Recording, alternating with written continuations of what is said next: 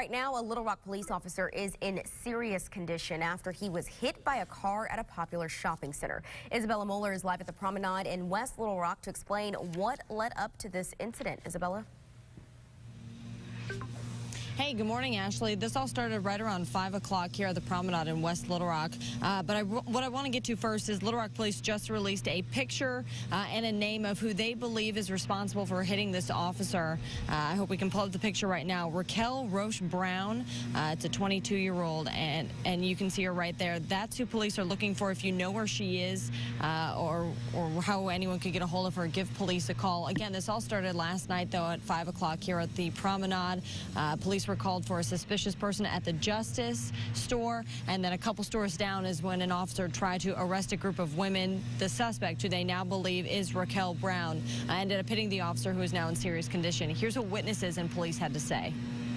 All I heard was tires screeching, and when I looked out here, people were sprinting, running, and I assumed they were trying to get the license plate number of whoever hit the cop. We're gonna get with anybody who called in to 911 or get with see if there's any video out here that we can obtain. Again, Raquel Brown, the person of interest, is police are saying would have a battery in the first degree of an officer. If you know where she is, give police a call. Live in Little Rock, Isabella Moeller, back to you. All right, thanks for that update, Isabella. This morning, deputies are trying to find a burglary suspect who got away during a traffic stop in Jacksonville. James Wells is believed to be in the Jacksonville, Cato, or Sherwood area. Pulaski County deputies got a call about an aggravated burglary yesterday afternoon. They found the vehicles the suspects were believed to be driving. One car pulled over, but deputies say Wells kept driving, crashed into a creek, got out, and started running. Closing arguments expected today in the trial of a man accused of killing a 3-year-old boy in a road rage shooting. And this is just the second day of the trial.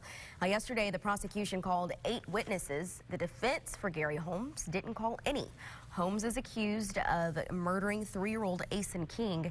The jury heard an audio recording of the voluntary interview Holmes gave to police. Now, our Tyler Thomason is in the courtroom and will have updates tonight at 5:30 and 9. Plus, for the latest throughout the day, just head on over to fox16.com. We first told you about this story last week. A 19-year-old in Pottsville who swerved into a tree to avoid hitting a baby in the middle of the road. Well, now his insurance won't cover the damage. Cole Duval veered off the road to keep from hitting a child and a woman who was trying to get that child to safety. His car was totaled, but now his insurance is not going to cover the cost to replace it.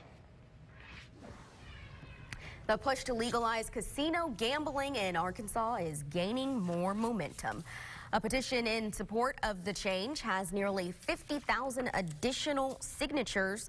If certified, voters will get to decide whether to allow 2 resort-style casinos to open in Jefferson and Pope counties and to expand gaming in both Oaklawn and Southland Park. Right now, about 140,000 Arkansans have signed the petition.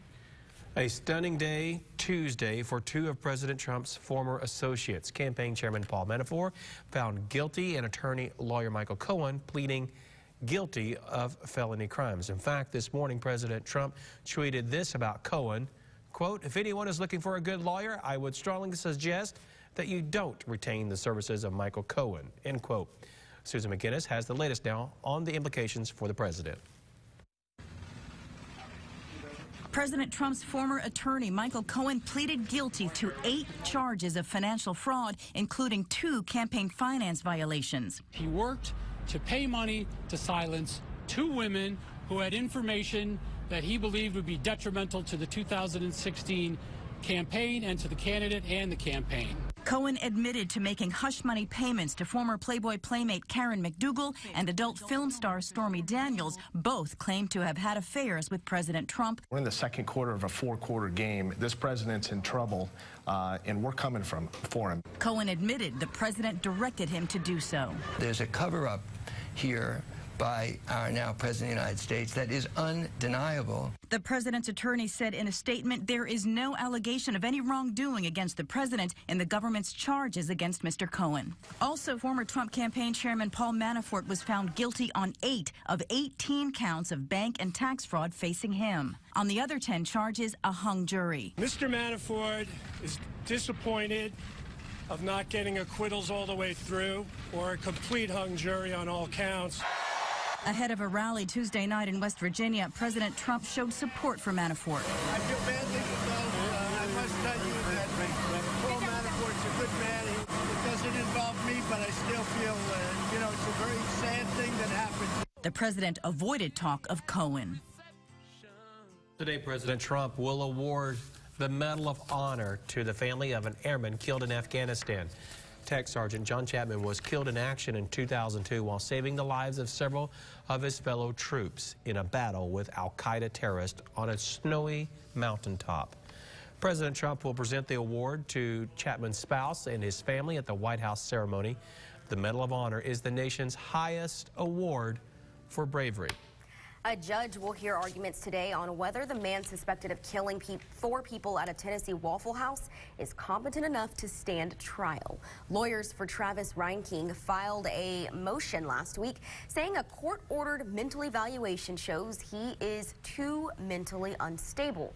Medical experts say Reinking is in need of immediate hospitalization. Prosecutors have asked the court to consider if Reinking needs more intensive treatment before this case can move forward. Police dash cam video shows the moment a man stole a police cruiser, leading Ohio officers on a 29-minute chase. Now, this all started when police came to pick up the man after a fight with his family. They tried to take him into custody for a warrant, but he started to fight them. Pepper spray and a taser didn't work. That's when he took off in the police car. You see him right there. That chase hit speeds of more than 100 miles an hour. All right. Now a burglar who thought he had a great plan found out he was flat wrong. In California, this man burrowed his way into a convenience store using a tunnel in the floor. Sounds like something from some spy movie, right? Well, a surveillance camera captured the man racing around the store, kind of crawling around, really. And at one point, trying to break into the store's office. Eventually, he tripped the alarm, and the police hurried to the scene. And when they got there, they caught him holding the stuff he was trying to steal.